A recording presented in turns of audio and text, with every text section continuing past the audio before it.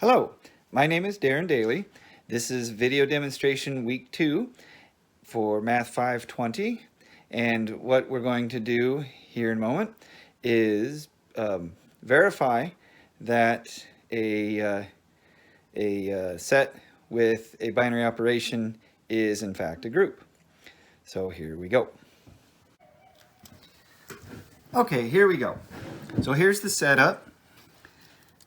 P hat 2 of x under star is a group, which is what we're proving, where P hat 2 star of x is this set.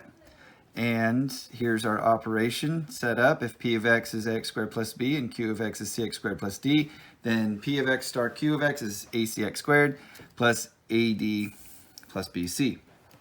Okay, we're going to assume that star, well, we don't have to assume, star is a binary operation because AC and AD plus BC are also both members of real, so we're closed there. We also know that our potential group here is associative because that was demonstrated in video 10 that we have already gone through. So all that's left then is to prove that there exists an identity in P hat 2 of x under star, and that there exists an inverse under the same conditions. So let's work with the identity first. So to prove the identity, I'm going to set up E of x star Q of x is equal to Q of x, and I'm going to let E of x be ax squared plus b, and Q of x equal cx squared plus d.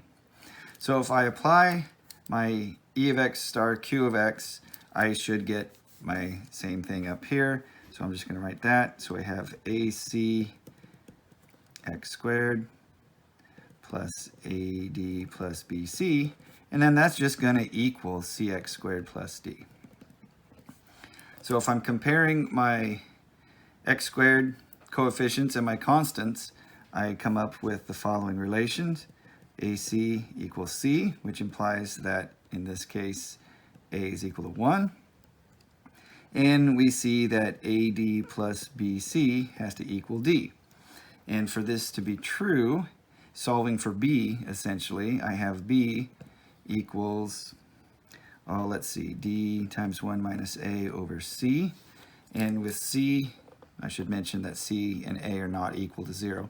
So with C not equal to 0, that's good. That means that B can exist and everywhere. And then with A already equal to 1, that means that B is 0. And therefore, our identity, E of x, is x squared, which of course is in P hat 2 of x. And so we've got the identity portion taken care of. Last then is the inverse. And so I'm going to write this out as P of x star P inverse of x is equal to E of x, which is x squared. And I'm going to do a very similar thing. I'm going to let P of x equal ax squared plus b, a not 0, and P inverse x equals cx squared plus d, c not 0, and then put it all together. In this case, I'm going to have, again, the same P of x star Q of x, AC of x, or ACX squared times AD plus BC, and that's all equal to x squared. And again, comparing my components, that means that AC has to equal 1, and that AD plus BC has to equal 0. Okay, so this implies then that C is 1 over A, and then solving this for D, I have D equals negative BC over A, but C is 1 over A, so this ends up being negative B over A squared.